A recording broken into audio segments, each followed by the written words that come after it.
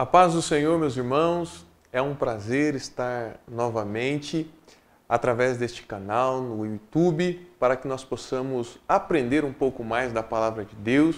Esse é o objetivo do canal e nós vamos falar então da lição de número 3 da classe dos jovens e nós estamos estudando nesse primeiro trimestre do ano de 2019. O tema do trimestre é Rumo à Terra Prometida, a peregrinação do povo de Deus no deserto, no livro de Números. Então nós estamos falando, nós vamos tratar nesse trimestre deste acontecimento tão glorioso, com tantas lições para nós, que foi a peregrinação do povo rumo à terra que Deus havia prometido, Canaã, para o povo de Israel. Então a lição de número 3 que nós vamos tratar nesta aula, neste vídeo, tem o título Santidade, requisito para a conquista. Então o povo de Israel, eles tinham um objetivo, né? Qual era o objetivo do povo de Israel? O povo de Israel, eles tinham que alcançar a terra que Deus havia prometido, uma terra de bênçãos. E esse objetivo do povo, para conquistar esse objetivo, Deus determinou ali algumas regras, né, que eles deveriam obedecer. A lei de Deus. Eles deveriam estar enquadrados dentro desta lei. Desde o período que Deus chamou Abraão, e Deus prometeu a Abraão esta terra tão abençoada, e através da descendência de Abraão, eles foram em busca desta promessa. Agora está Moisés liderando o povo. Depois de Deus ter livrado Moisés e o povo da escravidão do Egito, agora está esse povo numeroso em busca e muito próximo de alcançar a promessa que Deus havia feito há muitos anos atrás através da vida de Abraão. Agora estão próximos de alcançar essa promessa. Porém, antes de alcançar a promessa, a Bíblia nos mostra que o povo peregrinou pelo deserto por um período de 40 anos. E nessa peregrinação foi um tempo de muitas lições, de muitos aprendizados para que o povo pudesse alcançar a promessa de Deus, que era a terra de Canaã. Então, com o objetivo de entrar nessa terra prometida, Deus determinou ali e Deus colocou leis para que o povo pudesse obedecer, para que o povo pudesse estar enquadrado, para que a promessa de Deus fosse uma realidade na vida do povo de Israel. Então, alguns princípios tinham que ser obedecidos, a lei tinha que ser obedecida, para que o povo pudesse alcançar a promessa da terra prometida. Então, através do livro de Números, né, Deus vai nos mostrar aqui, e através da vida de Moisés também, Deus vai nos mostrar e repetir a lei que ele deu para o povo através de Moisés, para que o povo pudesse alcançar essa promessa. Então Deus vai mostrar, vai enfatizar aqui, vai repetir a lei para que o povo pudesse ter a lei no coração, né? Os princípios de Deus no coração, na mente, para que o povo não pudesse esquecer, para que nada pudesse impedir o povo de alcançar a promessa de Deus, que era a terra que manava leite e mel, uma terra abençoada. Então, a lei de Deus, ela vai ser repetida aqui no livro de Números. E o livro de Números vai nos mostrar a insistência de Deus para que o povo pudesse compreender a lei, para que eles pudessem alcançar. E um dos princípios que nós vamos ver no livro de Números, né, que está na lei de Deus, um dos princípios que Deus pediu para o povo, insistiu com o povo que eles deveriam ter para alcançar a terra prometida, um dos princípios é a santidade. E é sobre esse princípio que nós vamos falar aqui, é sobre este ponto da lei que nós vamos falar aqui, porque Deus disse que um dos requisitos para a conquista desta terra prometida, da promessa de Deus, era que o povo fosse santo, estivesse em santidade. E esse é o nosso objetivo, de falar um pouquinho sobre santidade, tá? De como ser santo e os benefícios que a Bíblia nos mostra naqueles que alcançam a santidade. O texto do dia, da lição de número 3, está lá no livro de Levítico, capítulo de número 22 e verso de número 32. E ele vai ser a base para que possamos conversar um pouco aqui a respeito desse tema. E ele diz assim, Levítico, capítulo 22 e verso de número 32. E não profanareis o meu santo nome, para que eu seja santificado no meio dos filhos de Israel. Eu sou o Senhor, que vos santifico. A síntese da nossa lição ela diz o seguinte: a busca pela santidade é o requisito primordial para a preservação da salvação. A busca pela santidade é um requisito para alcançar a promessa da salvação que Cristo nos fez. O texto bíblico que a nossa lição está focada é em Números, capítulo 7, do verso 1 até o verso de número 7. Então nós vamos começar aqui a falar do tópico 1 da nossa lição, que é o seguinte: a repetição de advertências. E aí dentro desse tópico o autor vai colocar a pureza social, a pureza nos relacionamentos e a pureza espiritual. Então a lei de Deus, passada ali através da vida de Moisés para o povo, a lei de Deus ela exigia santidade para que o povo pudesse alcançar o objetivo.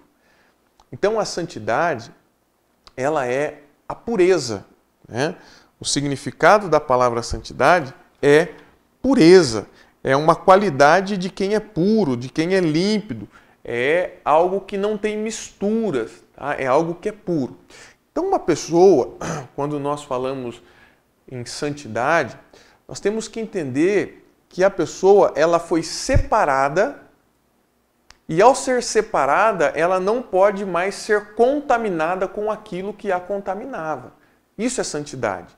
É separar para um uso específico, para algo específico. Então, quando uma pessoa se torna santa, ela foi separada para um uso específico, para algo específico, para um objetivo específico. E da onde ela foi tirada, ela não pode mais voltar, ela não tem mais impurezas, ela não é mais contaminada com aquilo que a contaminava. Isso é pureza, isto é santidade. Então, quando nós entendemos aqui que a lei pedia pureza social, pureza nos relacionamentos e pureza espiritual, nós entendemos que Deus, na sua lei, exigia pureza, santidade, porque Deus separava para um objetivo. Então, quando nós estudamos, e você que é professor, leia lá o capítulo de número 5 e o capítulo de número 6 do livro de Números, que vai falar bastante a respeito de pureza. Por exemplo, você vai encontrar lá no capítulo 5 de Números, Deus pedindo para que o povo fosse puro, E algumas doenças que o povo tinha, algumas pessoas tinham em Israel, tirava a pureza, como por exemplo a lepra. A lepra era uma doença que tirava a pureza, era uma doença que estava na sociedade e quem contraía a lepra era tido como impuro. Então ele precisava ser separado do povo, tá? Porque o povo não podia ser contaminado com aquela lepra, ele precisava ser separado até que ele fosse curado. Tá? Uma outra coisa que nós lemos lá no capítulo 5 de Levítico é a questão de tocar em pessoas mortas, tornava a pessoa impura.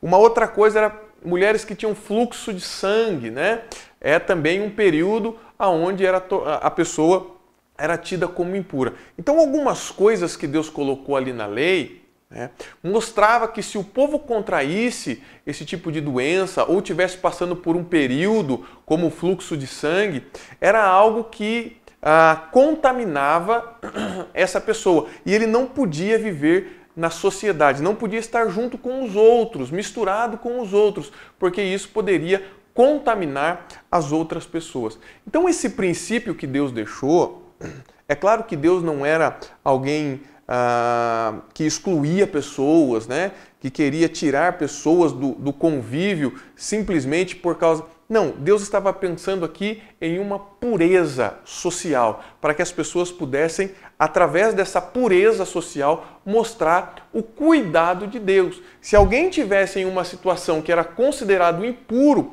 Deus separava para mostrar o cuidado que Deus tinha de todo o povo. Então nós vamos ver também no capítulo 5 de Números, Deus falando a respeito da pureza no casamento. Que as pessoas deveriam se manter puras nos seus relacionamentos conjugais. No capítulo 6, nós vamos ver, de Números, nós vamos ler Deus falando a respeito da pureza espiritual, tanto para o homem quanto para a mulher, da importância da pureza espiritual. Então a lei, ela exigia pureza social, exigia pureza nos relacionamentos e exigia pureza no âmbito espiritual também.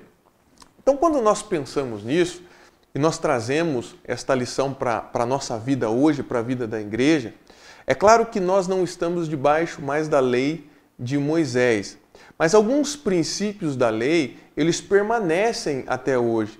E a santidade é algo que Deus exige da igreja hoje. Então nós temos que pensar também que da mesma maneira que o povo deveria ser puro, no quesito social, puro no quesito de relacionamento conjugal, puro no quesito espiritual, essas práticas elas devem ser mantidas hoje. Está na lei de Cristo que a igreja tem que ser santa em todas as áreas, separadas. Por quê? Porque através dessa separação de Deus, quando Deus nos separa para a santidade, nos torna santo, nós vamos mostrar a glória de Deus, nós vamos mostrar o cuidado de Deus, nós vamos mostrar o sacrifício de Cristo. A nossa santidade, ela aponta para o trabalho de Deus em prol do ser humano, buscando salvá-lo e buscando para que o ser humano entenda as promessas de Deus e para que eles busquem e alcancem as promessas. Então hoje nós temos que pensar também, da mesma maneira que Deus colocou e determinou na lei, nós temos que pensar na pureza, na santidade. Nós temos que entender que a igreja é algo santo, é algo que Deus separou para mostrar a glória e para que nós possamos alcançar as suas promessas. Então, quando nós pensamos, por exemplo, em pureza social, você que é um jovem, você tem que entender, eu preciso ser puro socialmente. E o que é a pureza social? É nos seus relacionamentos que você tem na igreja, nos relacionamentos que você tem com as pessoas que você trabalha, nos relacionamentos sociais que você tem com as pessoas do mundo, com as pessoas da sua família, com seus amigos e familiares, enfim, todos aqueles que você tem um relacionamento, você tem que entender que você tem que mostrar que você é santo, que você pertence a Deus, que você foi separado por Deus. Então, nos seus relacionamentos, você tem que mostrar essa santidade.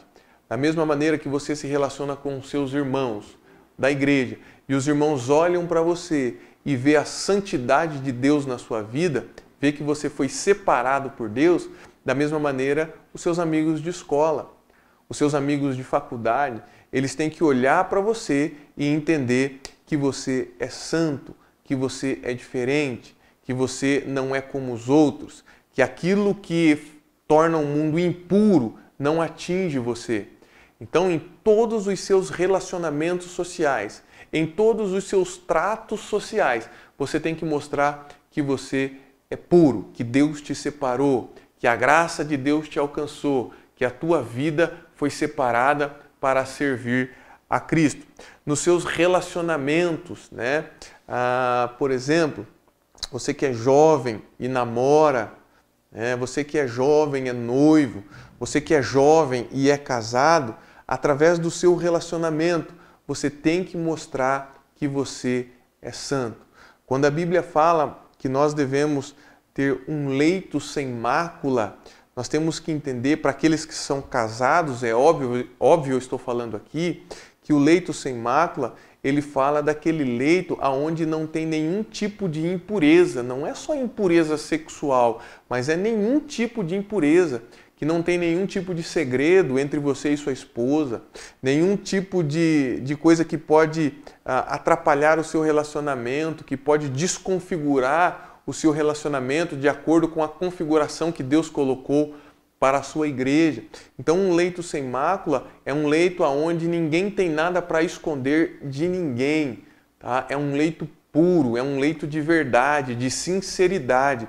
Então, nos nossos relacionamentos, né, relacionamento entre os noivos, entre marido e mulher, nós temos que entender que tem que ser um relacionamento onde a santidade de Deus está presente, onde nós mostramos que nós fomos santificados por Cristo. Então, jovens, um jovem crente santificado, ele não entra na moda, por exemplo, de ficar, né? É uma coisa que acontece muito no mundo, onde os jovens ficam, né? Ficam por uma noite, ficam por uma semana, ficam sem objetivo nenhum. Eu estou apenas ficando com aquela pessoa, não quero nada sério, não quero nenhum relacionamento, é apenas um divertimento. Então, isso não faz parte de um jovem que foi santificado por Deus. Não faz parte da lei de Deus para que nós possamos praticá-las diariamente.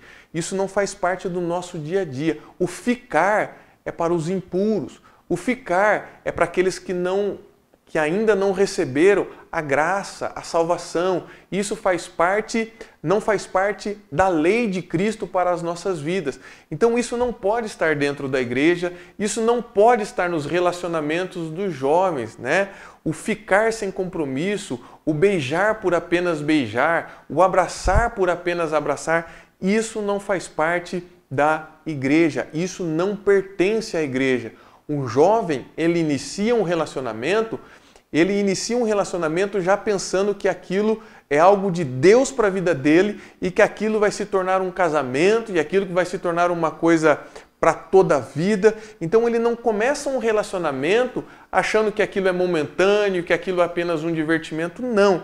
Ele inicia um relacionamento entendendo que Deus vai abençoar, que aquilo vai se tornar um casamento e que aquele casamento vai ser abençoado e vai ser algo para a vida toda. O jovem, ele pensa assim, ele planeja assim, o jovem que foi tocado pela santidade de Deus. Então, jovens, nós temos que pensar nisso. Nos seus relacionamentos, é relacionamento de respeito, é relacionamento que pensa no futuro, não são relacionamentos momentâneos. Então, se você namora, entenda, esse namoro é para a glória de Deus e esse namoro ele vai avançar, ele vai partir para o casamento. O seu casamento é para a glória de Deus e esse casamento tem que evoluir. Vocês vão ter filhos e os seus filhos são para a glória de Deus. Então é assim que nós temos que pensar. O santo, aquele que foi santificado, que foi separado, ele pensa dessa maneira. E quando nós falamos da pureza espiritual, também faz parte da vida do crente, né? Cristo nos ensinou a ser puros espiritualmente. Então isso está na lei para a igreja também. A igreja tem que ter uma pureza espiritual. E essa pureza espiritual nós só vamos alcançar no relacionamento que nós temos com Deus. Quanto mais nos relacionarmos com Deus, mais nós vamos entender o reino espiritual que Cristo colocou para que nós pudéssemos viver neste período da igreja. Quanto mais próximos de Deus e de Cristo nós estamos, mais nós entendemos a importância de ser puros espiritualmente, porque quanto mais próximo de Cristo estamos, mais iluminado por eles nós somos e aí nós conseguimos enxergar as nossas impurezas. É por isso que quanto mais próximo de Cristo eu estou, mais vontade de orar eu tenho, mais vontade de conhecer as Sagradas Escrituras eu tenho, mais vontade de cultuar a Deus eu tenho. Então, a igreja tem que estar próxima de Cristo para que a pureza espiritual possa ser uma realidade. Então a lei, tanto lá de Moisés, né, que Deus repetiu aqui no livro de Números, dizendo que o povo precisava ser santo socialmente, santo nos relacionamentos, santo espiritualmente, a igreja entende o mesmo princípio. A igreja precisa ser santa nos seus relacionamentos sociais, santa nos seus relacionamentos conjugais e santa no relacionamento espiritual que nós temos com Deus. Agora, como alcançar a santidade? Esta que é a questão. Nós entendemos que isso é uma lei, que isso faz parte dos princípios deixados por Deus para a igreja. Agora, como alcançar, né?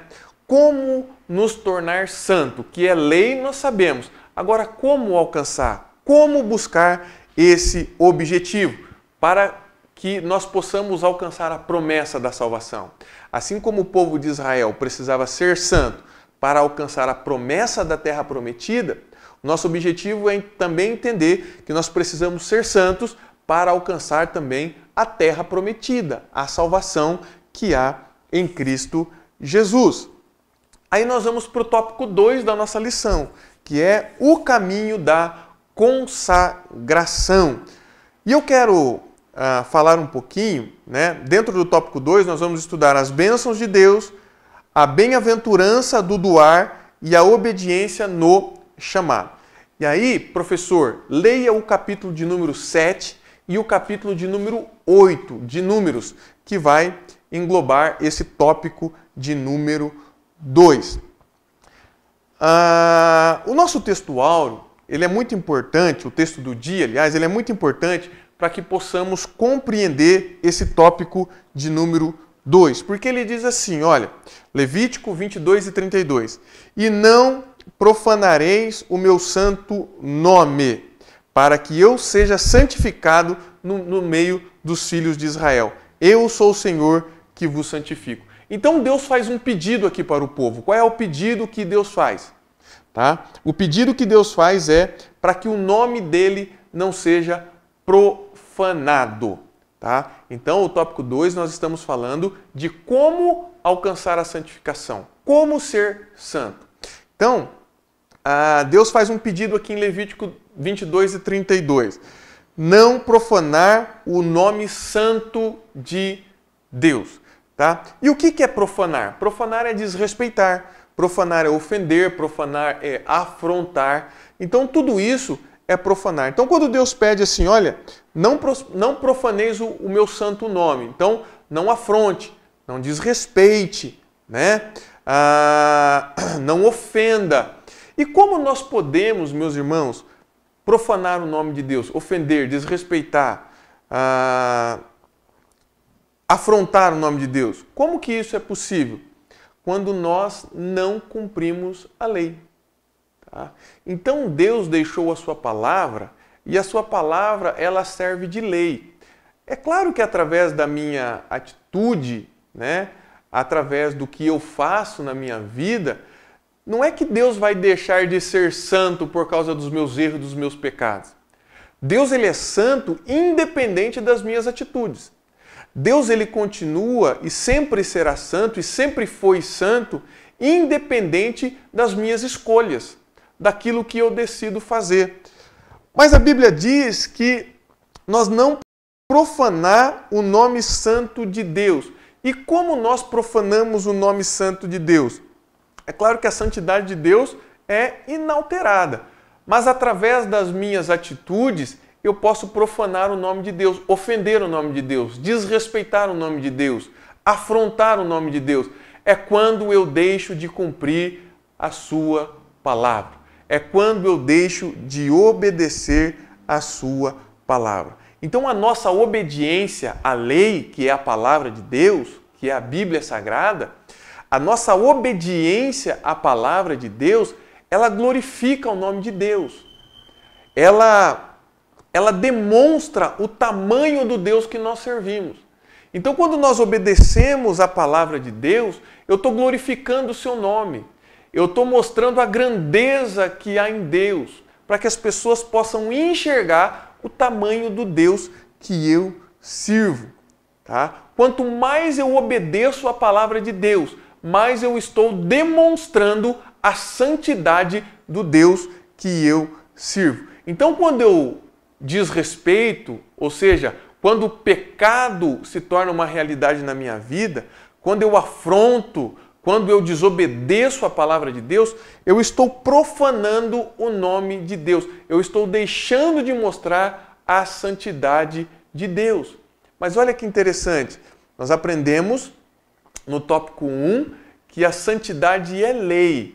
E se eu entendo que é lei, eu conheço a santidade, eu devo cumpri-la. A partir do momento que eu deixo de cumprir a palavra de Deus, eu estou deixando de glorificar o nome de Deus. Eu estou profanando o nome de Deus, eu estou afrontando o nome de Deus, eu estou desrespeitando o nome de Deus. Então, o primeiro princípio que nós temos que entender aqui para ser santo, jovem, você que está me ouvindo, o primeiro princípio que nós temos que entender aqui é que eu não tenho o poder de santificar a minha vida. Eu só vou santificar a minha vida quando eu entendo o princípio, porque quem nos santifica é Deus. É o que fala aqui no texto do dia que nós lemos, porque ele diz para a gente não profanar o nome de Deus, né, o nome santo de Deus, e depois na parte B ele diz assim, eu sou o Senhor que vos santifico. Ou seja, a santidade ela vem de Deus para nós. Esse é o primeiro princípio. Porque tem muitas pessoas que acham que através do que ele faz, através do esforço dele, através daquilo que ele pratica, é nisso que ele se torna santo. Não! A primeira coisa que nós temos que entender para nos tornar santo é que quem nos santifica é Deus. E Ele nos santifica através da sua palavra. Então, quando nós obedecemos a palavra de Deus, quando nós entendemos a palavra de Deus, praticamos a palavra de Deus, Deus está nos santificando através da sua palavra. Então, é por isso que a lei é muito importante. É por isso que a lei precisa ser obedecida.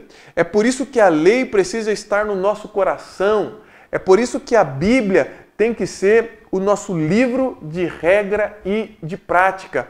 Porque quanto mais eu entendo, quanto mais eu leio, quanto mais eu me aprofundo, quanto mais eu busco entender a palavra de Deus, é o instrumento que Deus vai usar para santificar a minha vida. É a sua palavra. É por isso que a Bíblia diz, eu sou o Senhor que vos santifico. Então, quanto maior conhecimento você tem da palavra, mais santo você se torna, porque é o instrumento que Deus utiliza para nos santificar. Olha como isso é fato. A Bíblia diz que o Espírito Santo ele habita na igreja, né? O Espírito Santo está em nós, ele habita em nós. E como o Espírito Santo ele habita em nós? Ele habita em nós através da palavra. É através da palavra. Por quê? Porque quem é o autor da palavra? É o Espírito Santo de Deus. Foi ele que trabalhou para que as Sagradas Escrituras fosse formada do jeito que foi formado. Para que esses livros pudessem estar na nossa mão do jeito que estão. Para que os autores que foram usados por Deus para escrever este livro sagrado, eles foram usados pelo Espírito Santo de Deus, né? Para que a Bíblia fosse escrita como foi escrita. O Espírito Santo de Deus trabalhou na vida deles. Então, o autor das Sagradas Escrituras é através da ação do Espírito Santo. E se o Espírito Santo ele é o autor da palavra, é a ferramenta que ele usa para nos santificar. É por isso que podemos dizer que somos cheios do Espírito Santo de Deus quando nós compreendemos mais a palavra de Deus. Porque é a ferramenta que Deus usa para nos encher com o Espírito Santo, para nos santificar. É as Sagradas Escrituras. Então, como o Senhor nos santifica? Porque é Deus que nos santifica. Ele nos santifica através da sua palavra, que é a ação do Espírito Santo em nós. Então, não é o nosso esforço, não é através daquilo que fazemos. Tem muitas pessoas que acham, eu vou orar muito, eu vou orar a noite inteira, eu vou jejuar muito, eu vou jejuar o mês inteiro, enfim, eu vou fazer um esforço. Irmãos, primeira coisa para entender a santificação é tirar o eu da frente e colocar Deus na frente. Por quê? Porque é Deus que nos santifica e o que Ele usa para nos santificar é a sua palavra. Então, o tópico 2, nós vamos entender que o caminho da consagração, o primeiro princípio é entender que a santidade vem de Deus e é através das ações de Deus. Somos santificados por tudo aquilo que Deus fez e nós vamos entender o que Deus fez através da palavra. Nós só vamos entender a grandeza do sacrifício de Cristo através da palavra. Nós só vamos entender a profundidade do sacrifício de Cristo através da palavra. Nós só vamos entender o perdão para os nossos pecados através da palavra. É a palavra de Deus que vai nos santificar, porque é ela que tem este poder. É por isso que ela é muito importante na nossa vida. Então é Deus que nos santifica através da sua palavra. Então o capítulo de número 7 de Números, ele vai nos mostrar exatamente isso. Tá? Porque lá, se você ler todo o capítulo de número 7, você vai ver que os príncipes de Israel, está dito no verso de número 2 do capítulo 7, ele diz assim, que os príncipes de Israel, os cabeça da casa de seus pais, os que foram os príncipes das tribos, que estavam sobre os que foram contados, ofereceram e trouxeram a sua oferta perante o Senhor. 6 carros cobertos e 12 bois, por 2 príncipes, um carro para cada um boi, e os trouxeram diante do tabernáculo. Então, nós vamos ver algo aqui que a lei faz conosco, que a palavra de Deus faz conosco. E o que é? A palavra de Deus nos santifica e nós, santificados por Deus, nós temos o quê? Um espírito voluntário. Tá? É por isso que no tópico 2 da lição fala das bem-aventuranças em doar. É um espírito voluntário, tá? É um espírito de entrega a Deus de forma voluntária. Deus não nos obriga a nada. Ele colocou a lei ela entra no nosso coração através da palavra de Deus, e quando ela está no nosso coração, brota em nós um desejo de servir a Deus. E esse desejo de servir a Deus, ele gera em nós um espírito voluntário. Então, o povo de Israel aqui, os príncipes, os cabeças da tribo, a liderança, ao ouvir a lei de Deus, entender a lei de Deus, que está no capítulo 5, capítulo 6 de Números, e entender que Deus buscava santidade, e esta santidade viria da obediência à lei de Deus, brotou o espírito voluntário. E o espírito voluntário fez com que eles adorassem a Deus. E a forma de adorar foi levar as suas ofertas, os sacrifícios perante o Senhor. E é tão maravilhoso, irmãos, e professor, leia o capítulo 7, o capítulo 8 todo, mas no final do capítulo 7, olha que coisa extraordinária. No verso de número 89 diz assim, e quando Moisés entrava na tenda da congregação, para falar com o Senhor, então ouvia a voz que lhe falava de cima do propiciatório, que está sobre a arca do testemunho, entre os 2 querubins. Assim com ele falava. Olha que coisa extraordinária. Nós sabemos que Deus tinha uma maneira de falar com Moisés.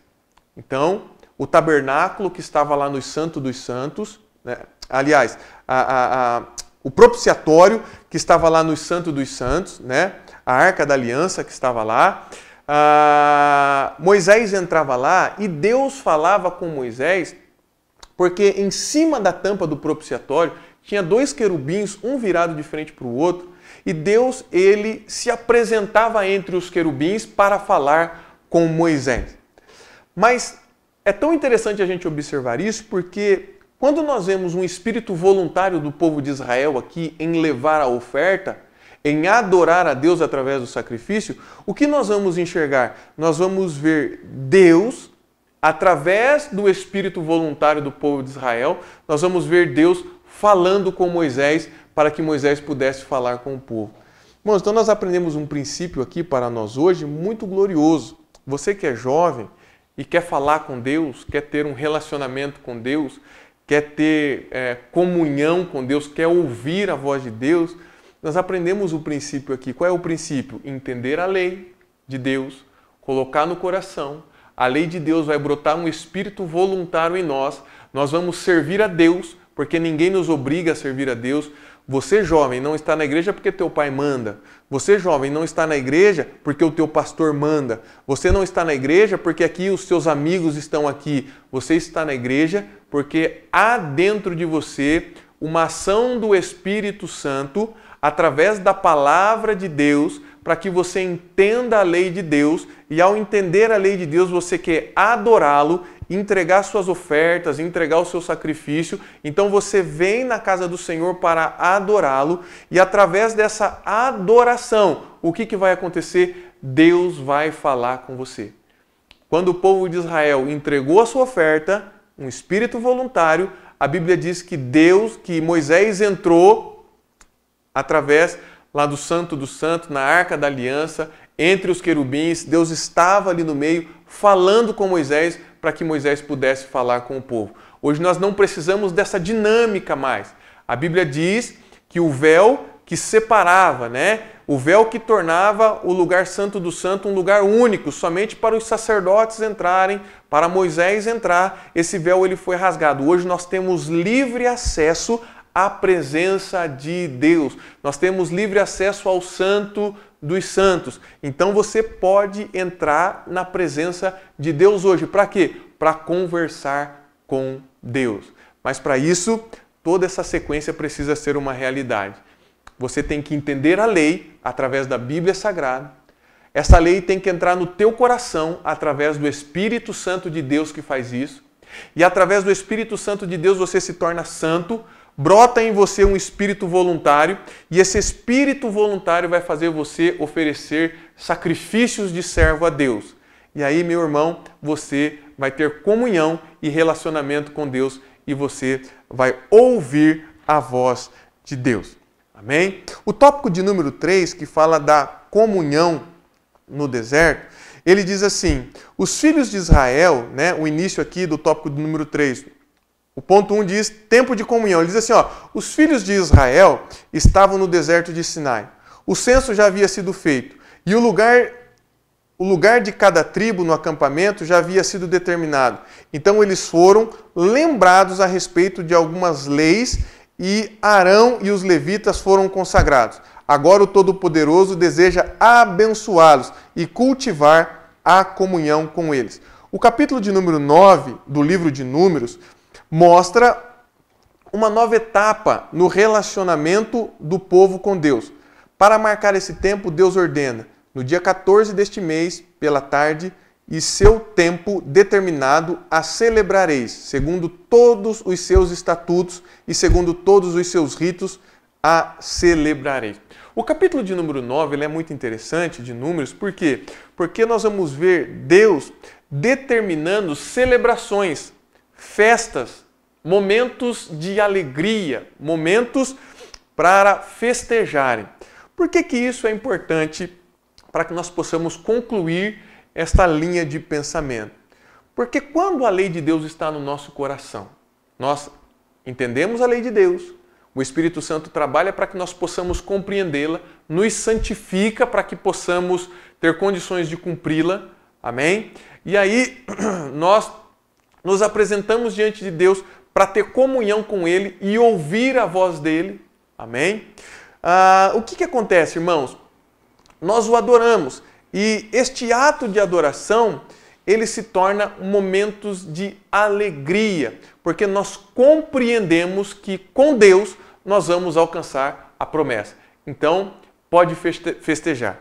Então, quando o povo de Israel estava preparado para marchar, para caminhar no deserto, e o povo de Israel entendeu a lei. O povo de Israel, eles entenderam que precisava obedecer à lei, precisava ter um espírito voluntário, precisava fazer a vontade de Deus, ser adoradores, O povo entendeu no coração que eles podiam já comemorar, celebrar, tá? E Deus deu festa para o povo de Israel celebrar, tá? Festejar as promessas e festejar que eles alcançariam as promessas.